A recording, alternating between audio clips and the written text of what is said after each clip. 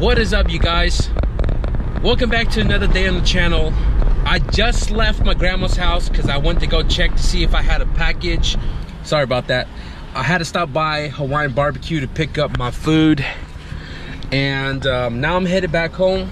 So because we don't have the slave cylinder, we can't install the clutch today, but definitely going to find something else to do.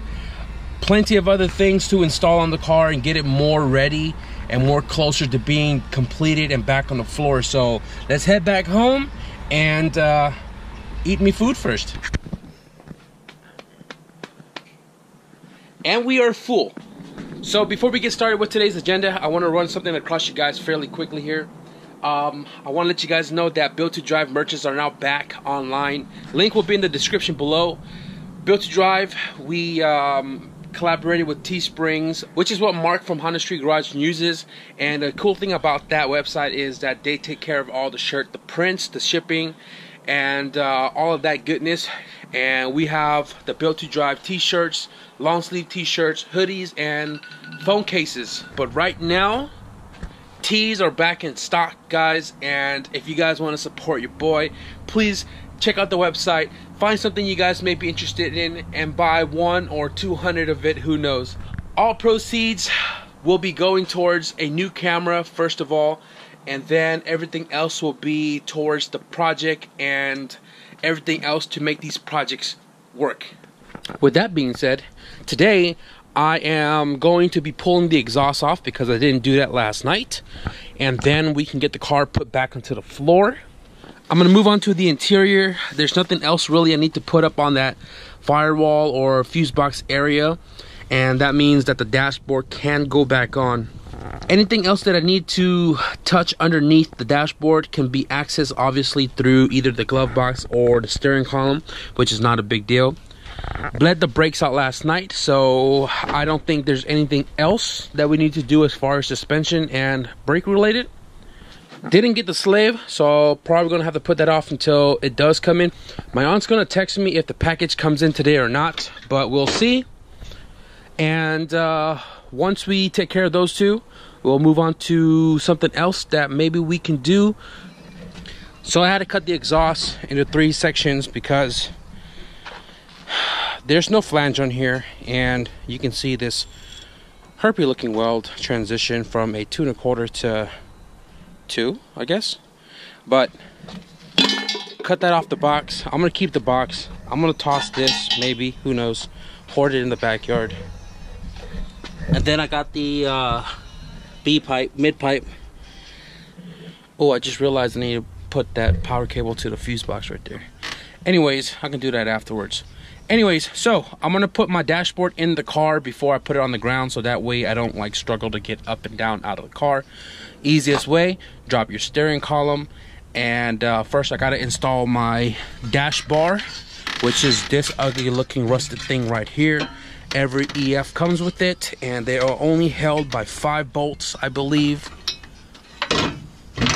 2, 4, 5, I lie, and 6 on the bottom. So I'm gonna get this bolted up, fix the dash into place.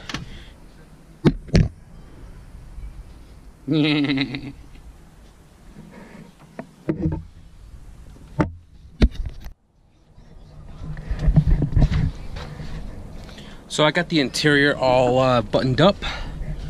The camera light, it's not fully charged, but hopefully you guys can see this.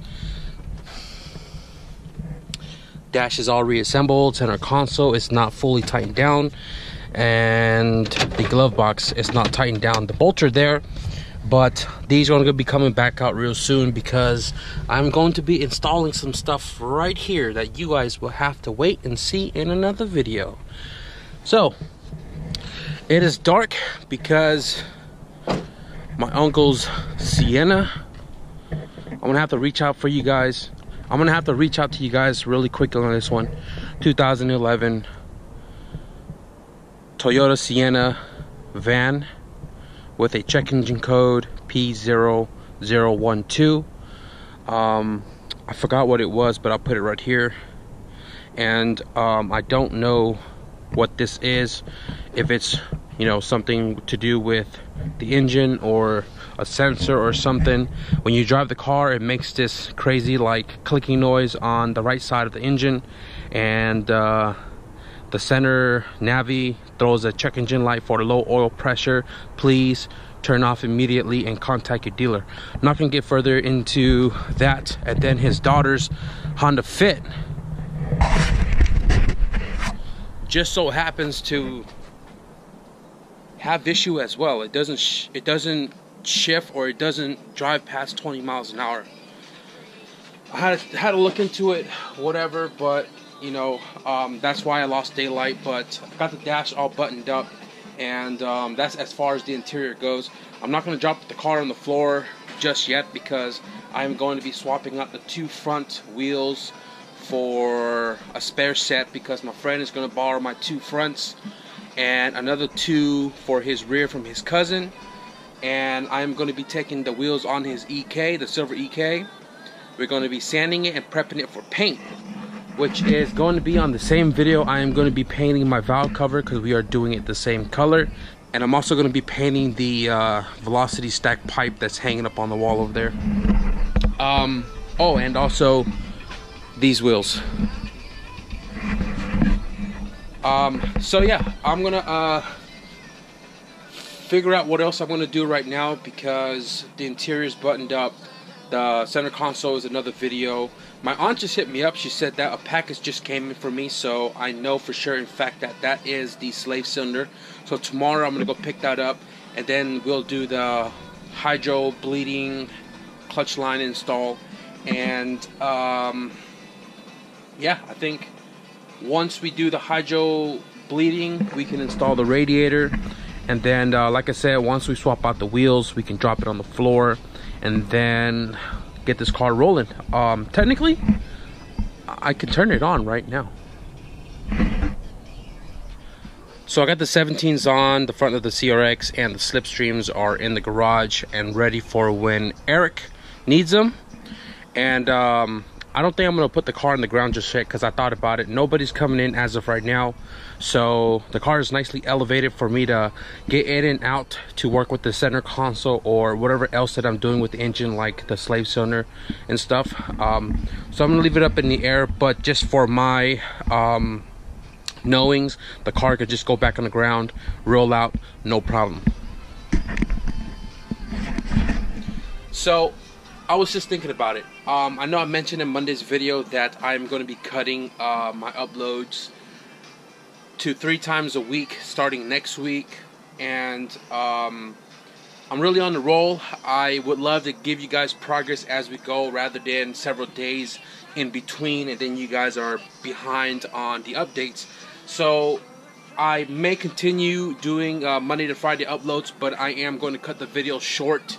Instead of giving you guys 15, 20, 30 minute videos. It takes a lot of time to edit, to tell you the truth, and I'm on a time crunch, so I can't be recording a lot, but I will give you like little segments of everything that I am doing. I think that's fair, right? So I got this headlight installed as well. I repaired the plastic that was broken, so it's nice and firm now. I remember the comment where somebody was saying that I should do my V-stack out this high beam headlight so I can still retain the low beam in case I ever drove this car at night or whatever the case is. I may do that later, not right now, because chop saw is put away, dark, cold, don't want to do it. With that being said, I am going to cut the video here. I hope you guys enjoy this content. Be sure to check out teesprings.com/BUILT2DRIVE. Link will be in the description below. We brought it back. We got some t-shirts, some long sleeves, sweaters, and phone cases. If you guys are interested in anything else, like perhaps socks or something, I honestly would be interested in getting socks. But anything else, I'll look into adding more merches to the website, and possibly going to be adding like some of my own sayings on there as well. You know, like "Damn it, boy," Honda Street Garage, something that cool. You know, throw me some ideas. So if you support your boy, be sure to check out the link. Check out a few of the items. If you like them, purchase them. 1, 2, 100, who knows. But thank you guys for watching, and I'll see you guys tomorrow. Peace.